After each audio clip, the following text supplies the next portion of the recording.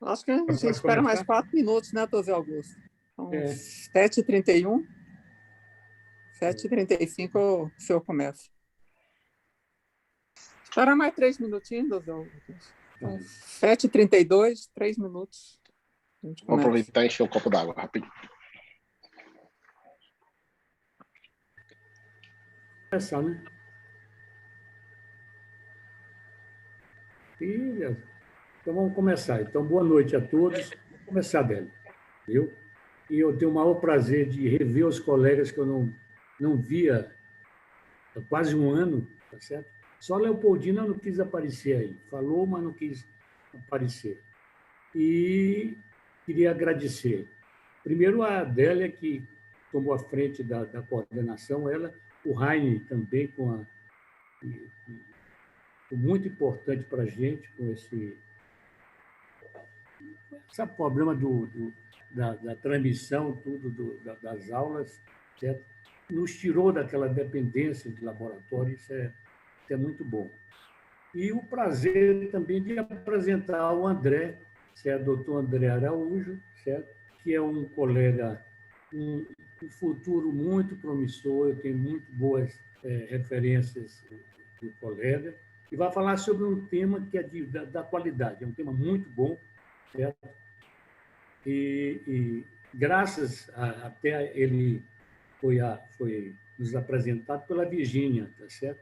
E a Virgínia foi que nos apresentou o André. Acho que o André é muito em outro local, porque fica sempre os dois hospitais maiores, quer dizer, o HUB e o Hospital de Base, como os médicos, tudo aparecendo mais. Mas foi uma coisa muito boa trazer o André, doutor André, para o nosso grupo. Viu? Vou passar a palavra antes do André, para a nossa coordenadora, doutora Adélia, que ela faz a apresentação mais completa do André. Viu? Você, André, Bom, eu queria agradecer novamente o Heinrich, né, o trabalho aqui nos bastidores, né? O nosso grupo, a gente sempre trabalha em conjunto, né? O Columbano, a Helenice, o senhor e eu, a gente está sempre em conjunto, né? E aberto aos colegas que quiserem apresentar casos, temas diversos, né? Não só de doença inflamatória, a gente está sempre aberto. E é um prazer ter o André, que eu não conheço pessoalmente, né? Para falar sobre esse tratamento, muitas vezes desafiador para a gente que mexe com doença inflamatória, os proctologistas, que é as fístulas, né? E tratamento com célula-tronco. André, é com você. Muito obrigada, viu?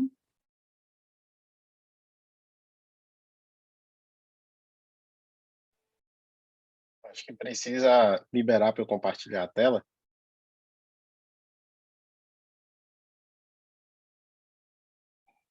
Mas eu acho que você precisa liberar para eu compartilhar. Já estamos vendo você Pronto. sem problema. Falta só a tela. Ok. Só é a tela mesmo. Deixa eu ver. Aí. Só um segundo aqui que deu algum. André, tenta agora já. Eu liberei para. Lá na barra inferior está Share Screen em verde, né? Eu botei aqui, está aparecendo alguma coisa de preferência de sistema. Eu não estou. Acho que já sei o que é.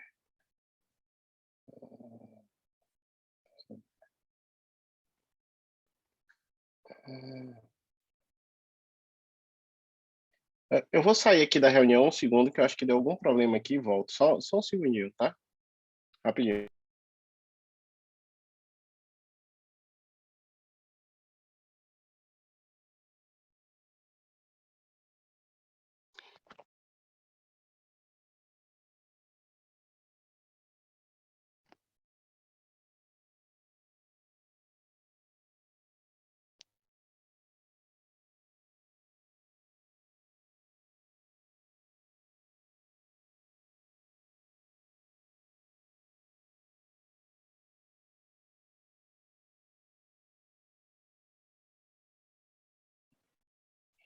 Pronto, pessoal, voltei. Acho que deu algum problema. Agora eu consegui. Vou conseguir compartilhar. Estão vendo minha tela?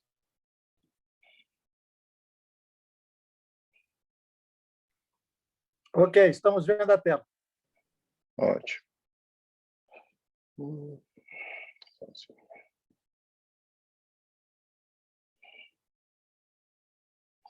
Então, primeiramente, queria agradecer imensamente o convite do Dr. José Augusto, da Adélia, da Virgínia, que me botou em contato com vocês.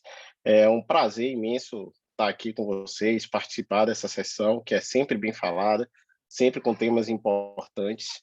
Agradecer também ao Raid pelo convite e por me permitir participar aqui dessa apresentação com vocês. E hoje eu vou falar um pouquinho sobre células-tronco, mesenquimais, no tratamento da fístula de Crohn. Antes eu queria só falar um pouquinho, eu não conheço a maioria dos colegas, talvez, eu acho que eu não tenho sotaque, mas muita gente deve perceber que eu tenho. Eu moro aqui em Brasília tem 10 anos, não fiz nada de minha formação aqui em Brasília e hoje em dia eu trabalho no Hospital Alvorada, eu sou responsável pela proctologia lá do hospital e trabalho no Hospital da Região Leste, que é o antigo Hospital do Paranoá.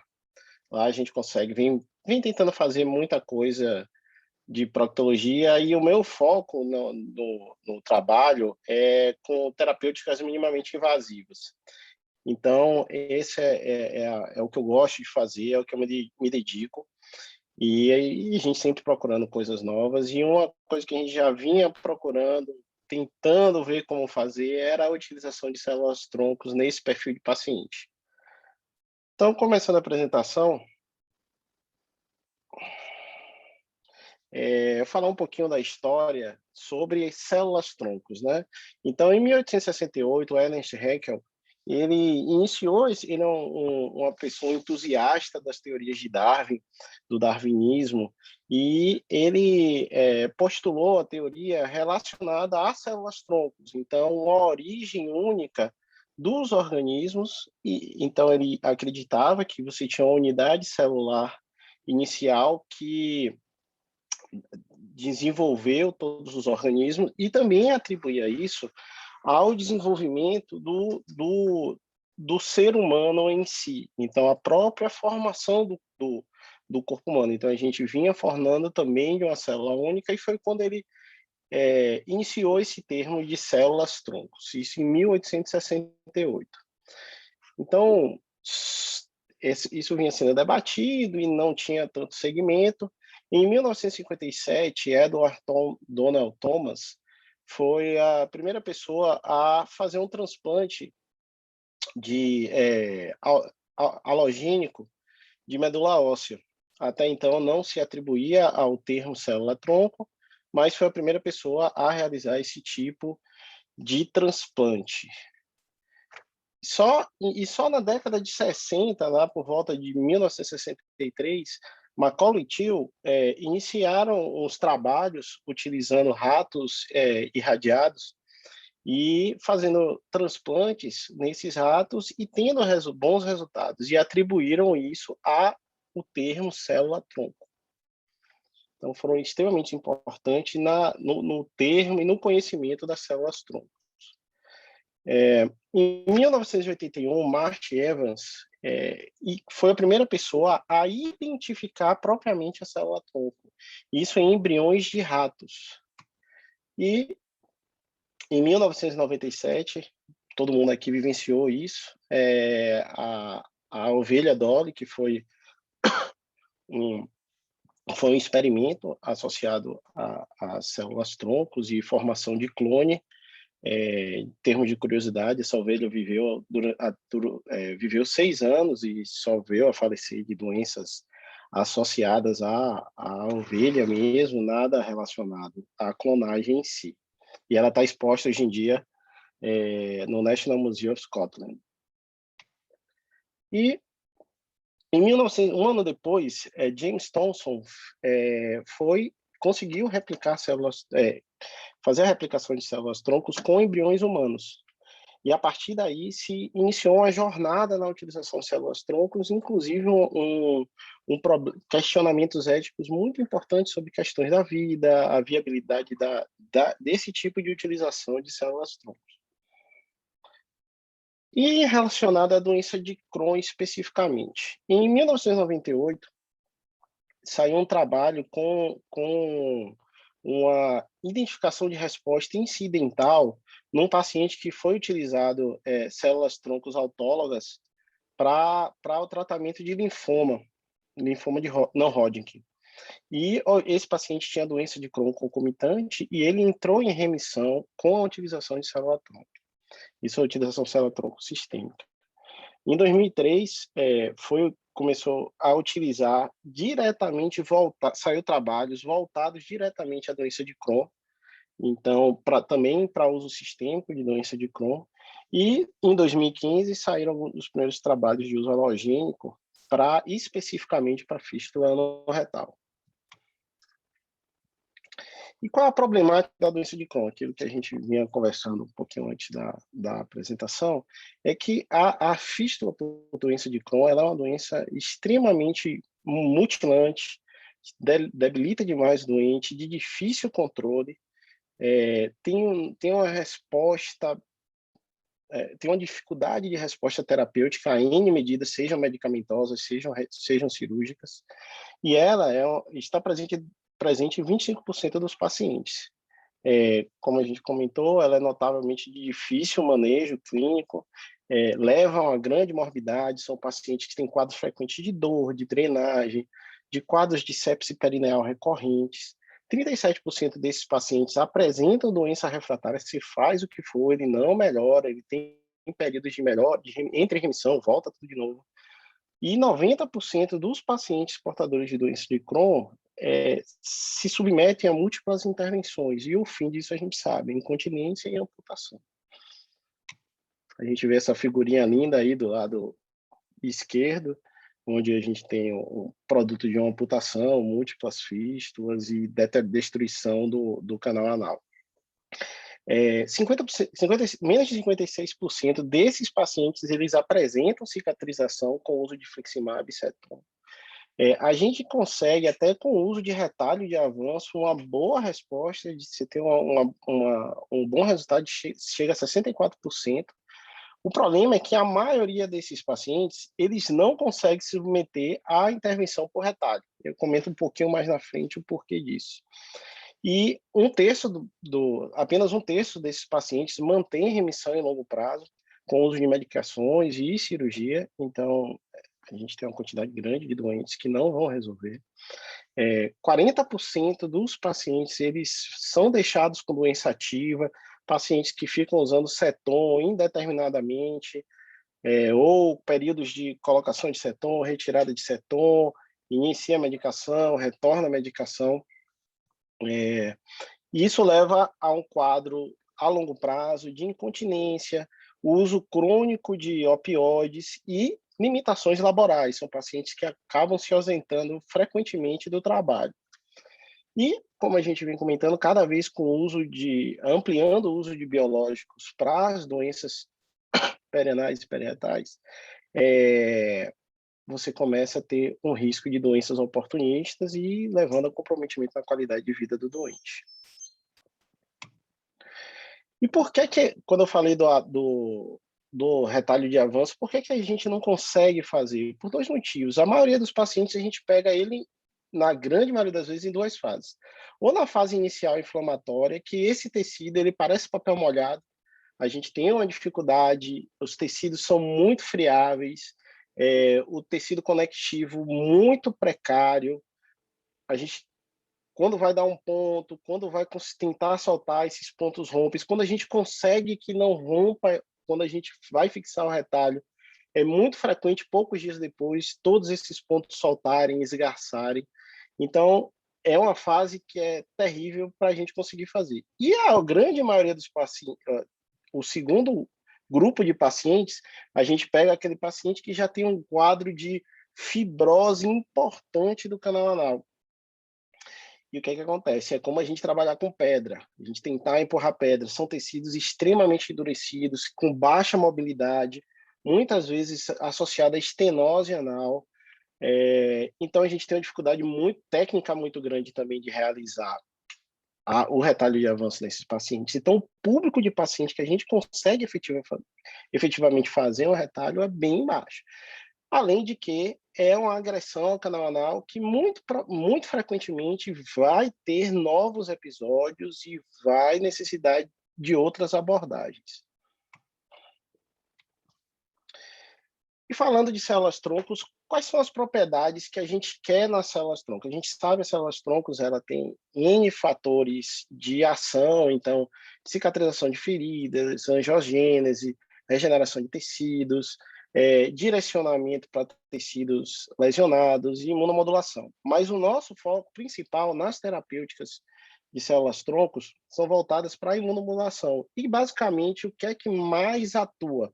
É na a migração dessas células para sítios de inflamação ativa e de tecido lesionado, a secreção de moléculas anti-inflamatórias, a sinalização parácrina para manter células para as células próximas manterem o ambiente anti-inflamatório que ela começa a promover. E, especificamente nos pacientes de doença de Crohn, no upregulation de células T reguladoras CD4 e CD25, que muitas vezes estão depletadas nos pacientes portadores de Crohn. Então, essa é uma das principais propriedades que vem sendo atribuída às respostas ao uso de célula-tronco nesse perfil de paciente. Em relação aos estudos, quando a gente vai pegar para revisar o perfil de estudo, quantos estudos tem, já tem uma quantidade razoável de estudos associados à célula-tronco para fístula de Crohn. O problema é que os desenhos de estudo não ajudam muito. Eu vou discorrer um pouquinho sobre isso. Eu fiz uma tabelinha pequena aqui mostrando sobre em relação à resposta dos estudos. A gente tem mais ou menos 50% de estudo fazendo grupo controle. Vocês podem observar na tabela que a gente tem desde valores extremamente pequenos, como 18% de resposta, até 100% de resposta, e varia demais aí nesse caminho de cada estudo. E isso está relacionado ao quê? Está relacionado à falta de padronização. Então, revisando esses estudos, o que é que a gente encontra? A gente encontra desde estudos usando 20 milhões de células-troncos até 120 milhões de células-troncos. A gente tem contra-estudos em relação à administração, como a administração direta no trajeto, seja com aplicação direta ou utilização misturando em cola ou misturando em plug, administração perilesional, isso obviamente difere em relação ao resultado. Tem estudo falando sobre doses únicas e outros estudos falando em doses repetidas, utilizando entre 2 a 3 semanas. Diferem também o tempo de realização dessas células-troncos, então estudos onde você faz no intraoperatório, no momento onde você faz um tratamento de curetagem da fístula e você já aplica, e outros algumas semanas após a realização desse procedimento. Também do local de onde você retira essas células-troncos, você tem estudos basicamente sobre retirada de medula óssea e de retirada de tecido adiposo. E também em relação à origem dessas células-troncos, se halogênico ou autólogo. Então, revisando as meta-análises, já tem algumas meta-análises que tentaram fazer a avaliação dos estudos, apresentam alguns dados. O problema é que esses dados são baseados em estudos muito diferentes, então fica muito difícil a gente ter uma interpretação sobre os resultados dessas meta-análises. Eu nem coloquei aqui, justamente por conta disso, eu só coloquei uma tabela, que eu vou mostrar um pouquinho mais para frente, mas que está relacionada a um estudo específico, que é esse estudo que eu vou apresentar para vocês. Esse é um estudo bem feito, com uma boa metodologia. Foi um estudo, ele foi realizado na Europa, é o Admari Siri, é um o estudo ele é utilizado células tronco provenientes de tecido adiposo halogênico. Ele, na realidade, é um produto que ele é comercializado na Europa, ele já está autorizado lá, vendido, a ampolinha está aí no canto superior direito, o nome comercial é esse Alofisel, e foi um estudo onde utilizado 49 hospitais, grupos paralelos, então tem um grupo controle, o grupo onde utiliza a terapêutica, foram duplo cego, 212 pacientes fazendo follow-up de 4 anos. E o que é que esse estudo mostrou?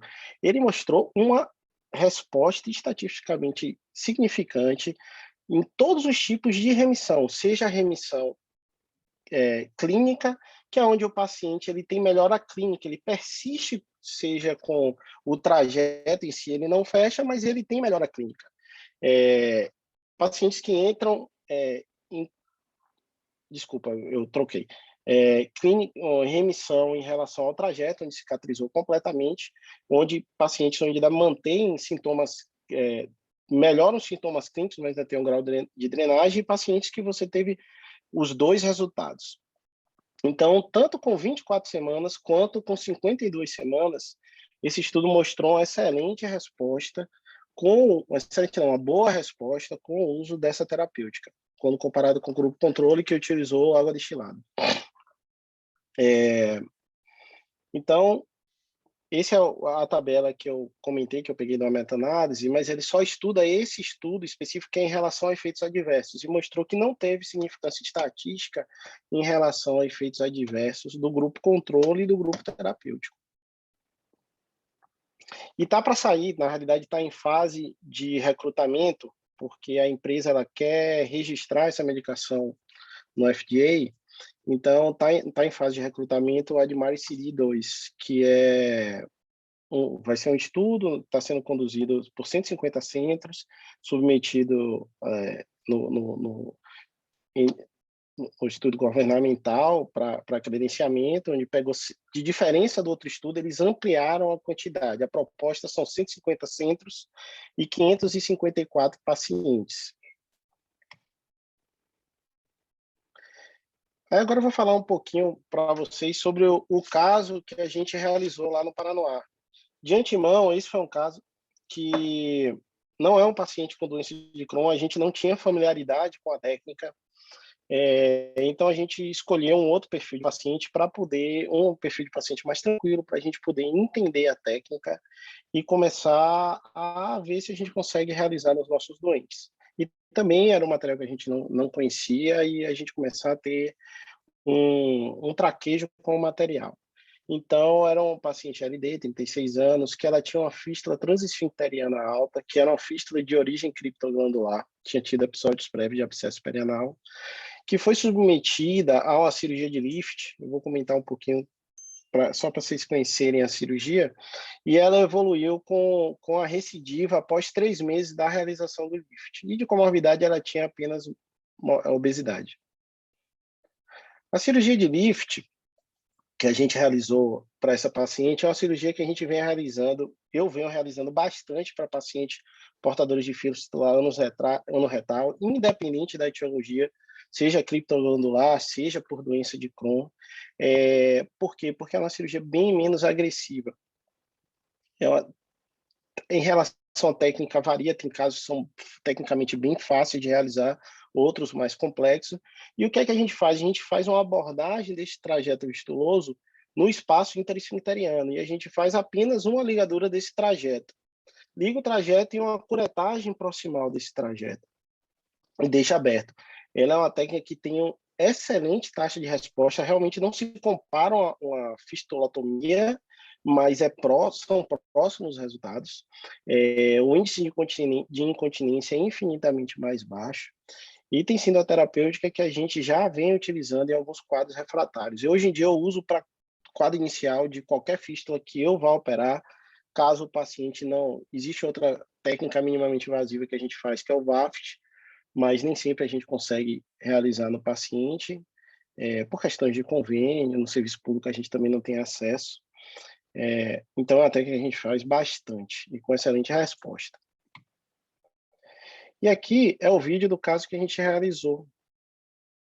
E eu queria mostrar para vocês.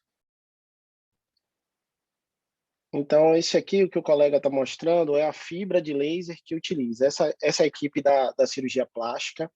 E você utiliza essa fibra de laser, ela estimula a liberação de colagenase e para fazer uma lipólise no momento da aplicação do laser. Então, você vai utilizando essa fibra de laser em todos os quadrantes para fazer a lipólise. Depois, você faz uma lipoaspiração dessa região após a lipólise. Então, coleta todo esse tecido gorduroso. Aqui é a evidência do tecido em si. A gente coloca esse tecido adiposo em ampolas, vai para uma centrífuga. Então, a gente realiza uma primeira centrifugação. Depois dessa centrifugação, isso tudo no mesmo ato operatório. A gente tem um sobrenadente de tecido adiposo e embaixo, em geral, são células mortas. A gente retira essas células mortas e dilui esse conteúdo adiposo novamente. Então, aí você está vendo o colega da própria empresa retirando a parte de célula morta, e a gente dilui esse tecido adiposo e recentrifuga. Aqui é a parte final, e onde esse líquido final que vocês estão vendo, aí sim é onde tem a concentração de célula-tronco mesenquimal. Então, a gente coleta, fica só com esse líquido. Após essa coleta, na realidade, durante esse processo, a gente faz o VAFT, que é o tratamento da fístula anorretal videoassistida. Então, aquilo que eu mostrei é uma ótica que tem um canal de trabalho e a gente vai navegando por dentro do trajeto fistuloso. A gente identifica todo o trajeto fistuloso, utiliza glicina como meio de condução elétrico, porque pela própria ótica a gente utiliza um probe onde a gente vai cauterizando sob visão direta, todo o trajeto fistuloso. Então, vocês podem ver que quando a gente dispara a corrente elétrica, forma essas bolinhas. Isso é porque a gente utiliza glicina. Se usar soro fisiológico, não conduz corrente adequadamente. E aqui é o aspecto após todo o tratamento. Então, a gente tem todo o tecido queimado e depois a gente cureta essa região. E aí já a fase final, onde a gente realizou a aplicação das células-troncos, a gente realizou perilesional. Então, a gente conseguiu aproximadamente 60 ml de células-troncos. A cada ml tem 9,8 milhões, assim, estimado 9,8 milhões de células-tronco. A gente aplicou perilesional e depois a gente usou um pouco da matriz adiposa para aplicar no trajeto. Então, aí vocês estão vendo a aplicação, a gente vindo em cada quadrante da fístula, já está aí na fase final. Essa é a parte matriz adiposa, e no trajeto a gente aplicou a matriz adiposa para fazer um preenchimento do trajeto fistuloso, porque essa matriz contém também célula-tronco. No final, a gente retira só o orifício externo. Esse é o aspecto final da cirurgia. E aqui é a equipe que participou do procedimento.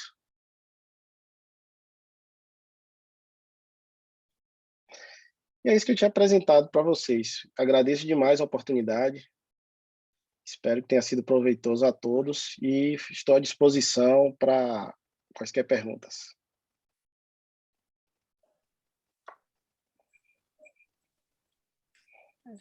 Obrigado, André. Eu fiquei curiosa em duas coisas. Essa paciente era gordinha, né? E se você pegar um paciente com doença de Crohn, desnutrido, a sua região de então, fonte realmente, dessa... a gente tira de onde tiver. Deixa eu só cancelar o compartilhamento. Tá cancelado meu compartilhamento? Não, tá não. Deixa eu ver aqui. Não sei o que está acontecendo, porque eu estou meio atrapalhado aqui. Deixa eu ver. Aqui. Não, só pausei. Eu vou desconectar aqui do meu computador e vou abrir vou deixar no tablet. Só um segundo.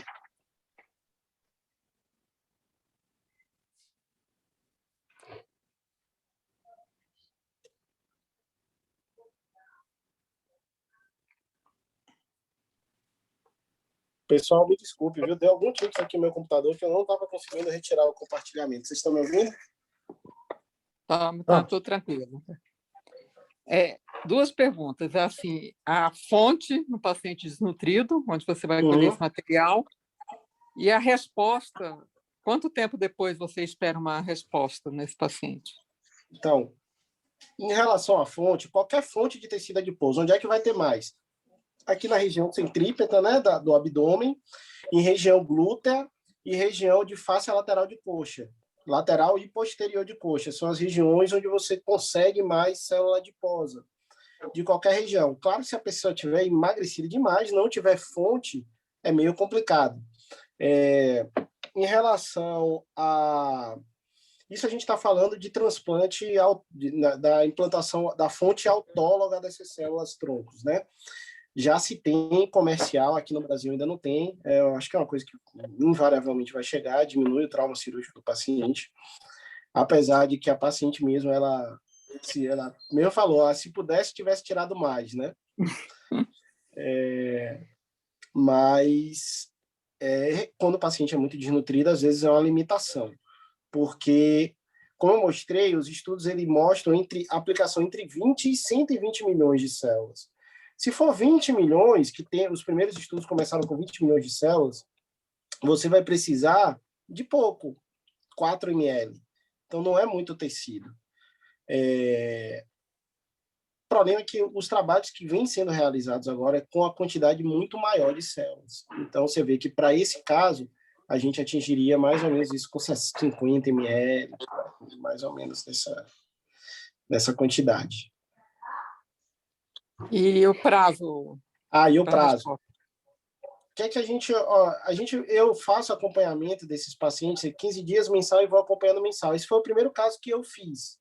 Então, eu estou no segundo mês, a gente está com uma dificuldade por causa da pandemia, os ambulatórios estão fechados, mas a paciente voltou no meu ambulatório com 2 meses e o orifício ele está fechado.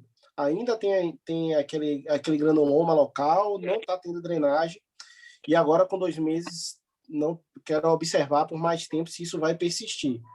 Mas aquele trabalho, aquele Edmar CD, ele acompanha, ele fechou o estudo com 52 semanas.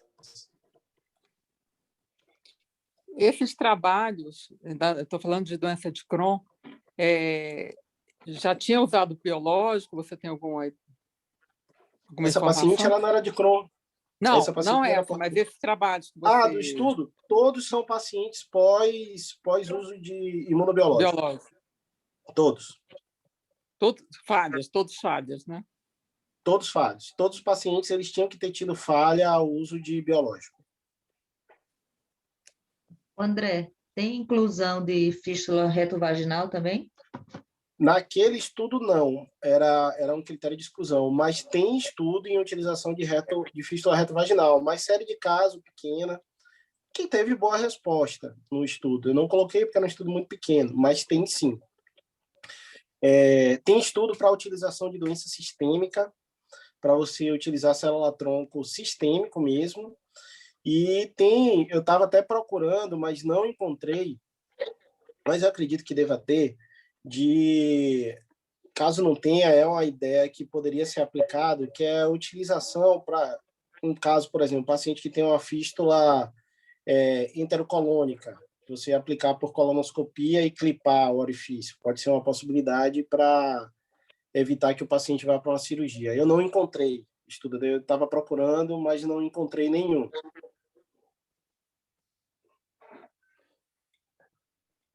André, posso falar? Claro. Boa noite, André. Parabéns noite, pelo trabalho. Muito bacana essa nova metodologia. Mas eu tenho algumas coisas que me encasquetaram aqui. Primeiro, do ponto de vista epigenético, a gente sabe que a célula-tronco precisa de uma estimulação na superfície para poder diferenciar e fazer qualquer coisa. Então, quando você injeta célula-tronco num espaço qualquer, a princípio, ela não vai migrar, porque ela não tem essa conduta, ela vai se transformar na célula do ambiente lá. Então, eu queria que depois você me explicasse um pouco como é que funciona isso dentro do contexto desse trabalho, do contexto epigenético da coisa. Porque provavelmente a resposta é melhor das células dentro do canal, porque elas vão se transformar em tecido fibroso, o que seja.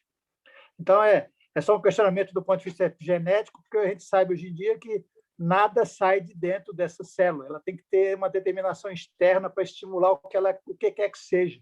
Então, a estimulação celular vem da periferia, da membrana celular da célula-tronco, ok? É só para você me depois dar uma resposta sobre isso.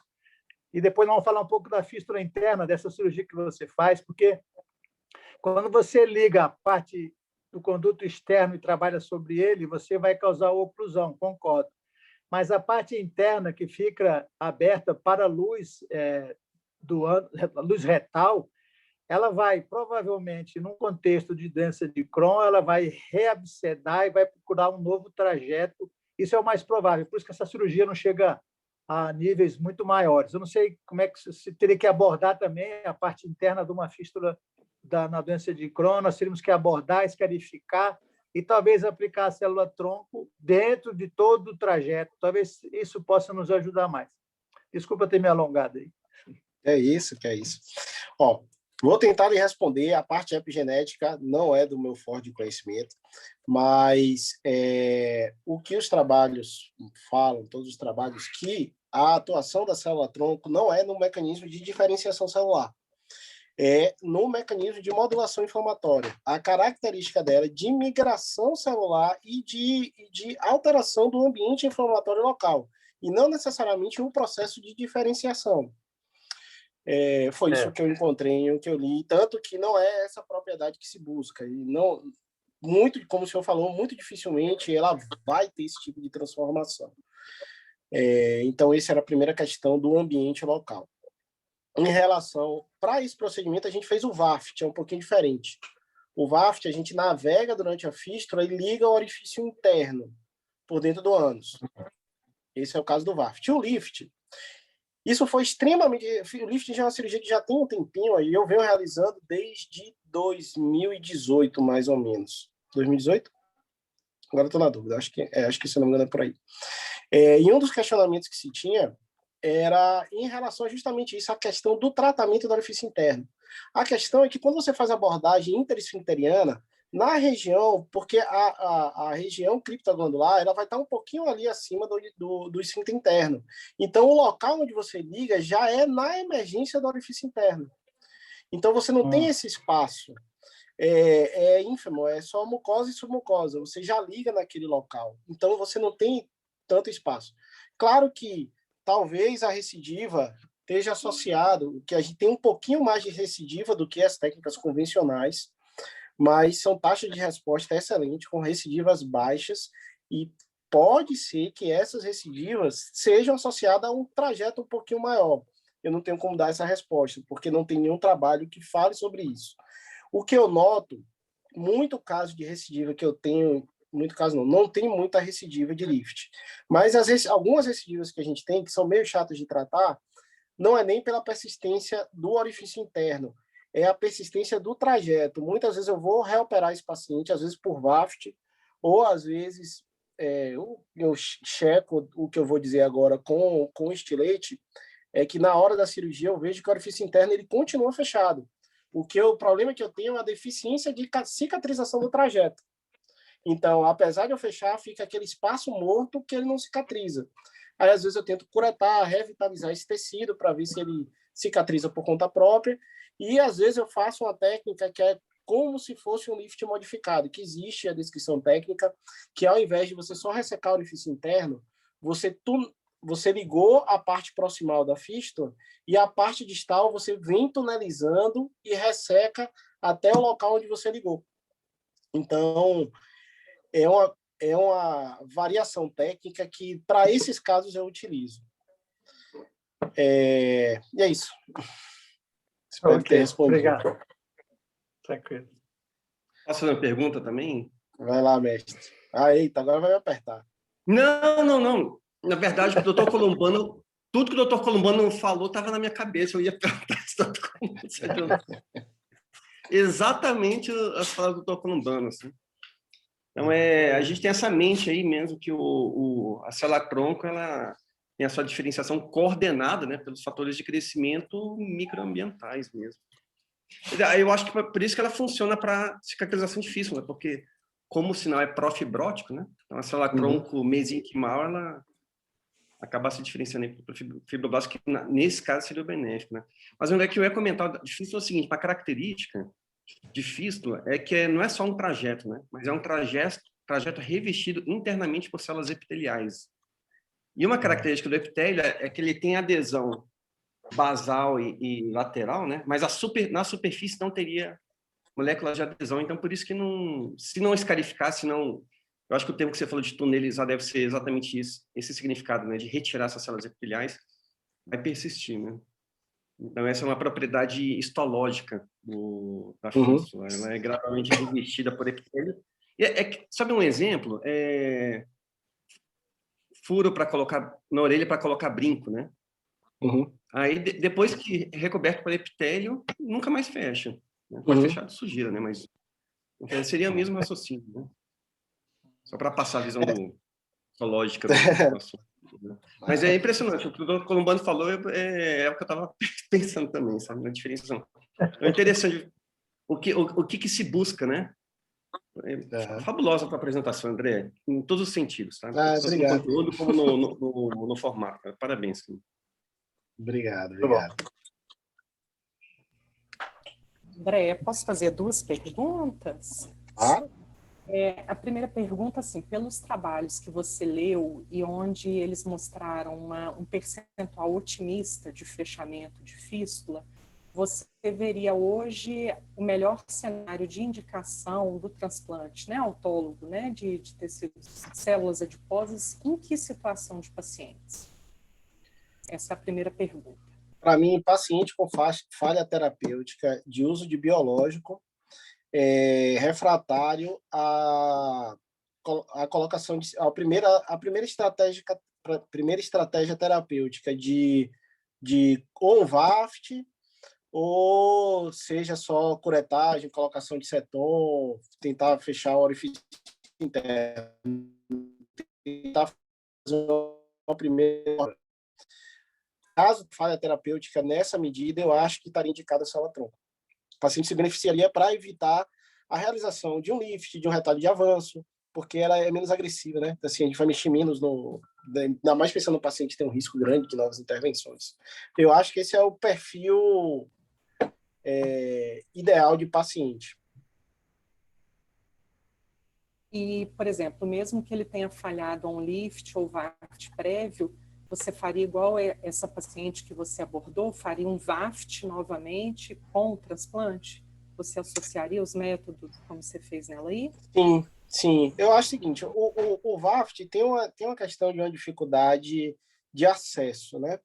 Então, esse aparelho, o meu grupo, a gente aqui tem mais tempo que a gente tem esse aparelho, acho que a gente tem desde 2014, se eu não me engano. Tem o grupo do Fábio, que tem hoje em dia também, mas só, não tem outro. Eu acho que ele é imprescindível, ele é excelente, ele acrescenta mais informação, ele identifica, às vezes, trajetos escondidos, que às vezes quando você injeta a glicina, são trajetos que vão abrir. Ele consegue dar uma segurança maior se aquele orifício que você está entrando é realmente o orifício interno. Porque muitas vezes, tecnicamente, a gente tem dificuldade de achar onde é que é o orifício interno do paciente. Então, o VAFT, ele ajuda demais. Ele é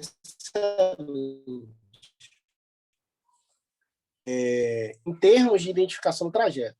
Mas vale ressaltar que a resposta do VAFT, em termos de terapêutica isolada, não é boa. A gente observa mais ou menos 40% de recidiva no tratamento de qualquer fístula.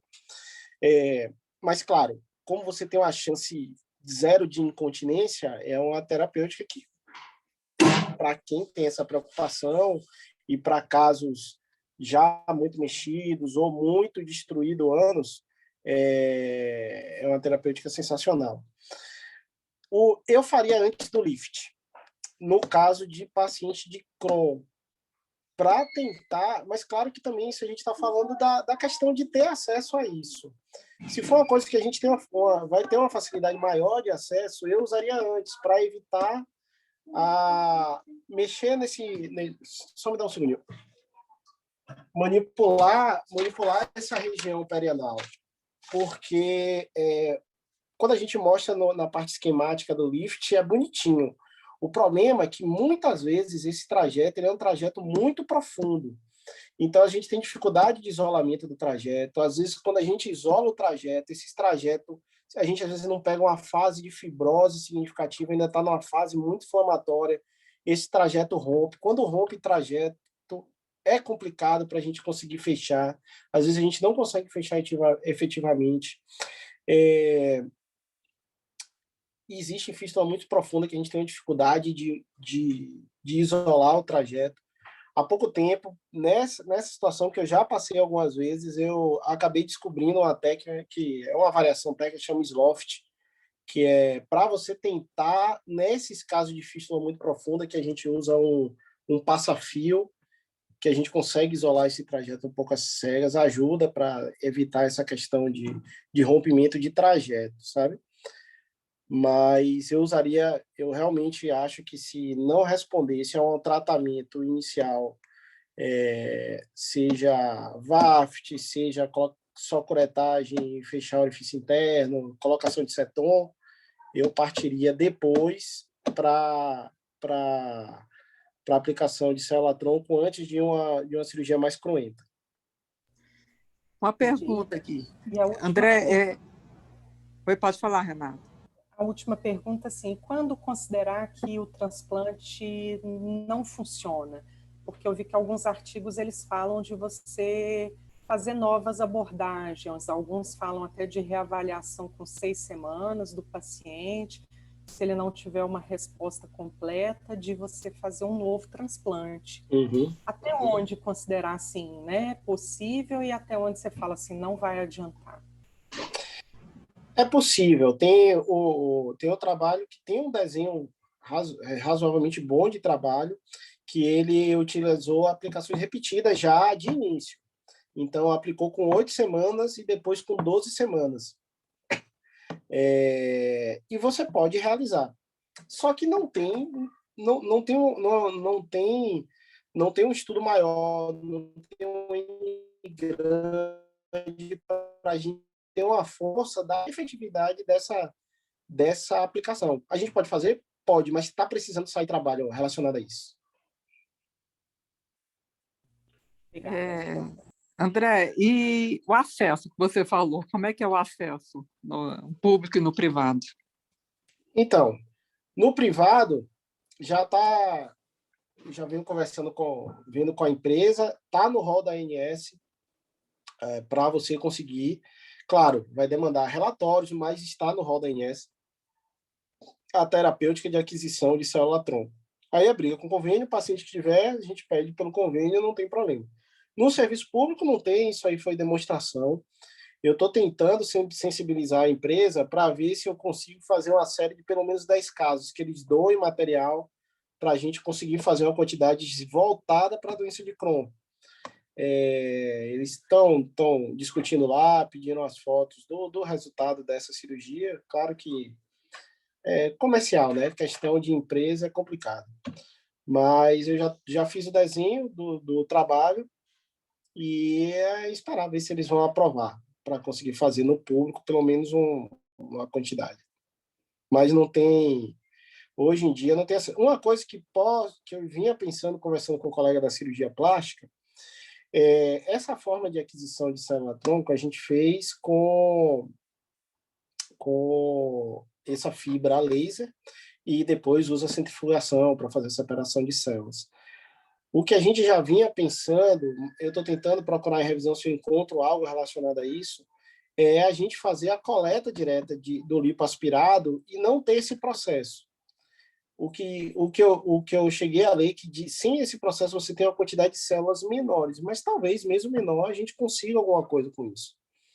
Então é uma possibilidade que a gente está vendo se consegue, mas eu acho que ainda assim precisaria de uma centrífuga. Aí é meio complicado no intraoperatório a gente onde arrumar essa centrífuga.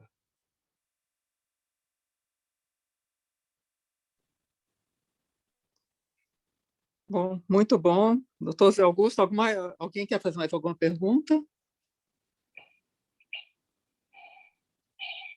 André, vamos esperar, então, você conseguir isso aí, você aciona o serviço público aí, que a gente vai arrumar casa. A Léo, Renato, vou arrumar casa aí para você, do serviço público. Um desafio para frente.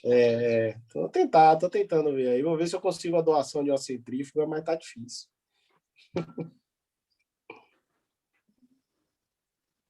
Columbano, vamos fechar? Você pode fechar a reunião, Columbano? Com você. Nós podemos fechar. Muito obrigado, André, pela gentileza da apresentação, a todos os participantes e Augusto por ter aberto aí a nossa palestra. Informar que ele está sempre o nosso chefe, ele vai continuar sendo o coordenador da reunião. Um abraço a todos e muito obrigado, viu, André? Boa noite a todos. Agradeço demais, pessoal. Muito obrigado mesmo. Viu? Boa noite. Parabéns, André. Foi realmente excelente. Obrigado, pessoal. Tchau, tchau. Um abraço.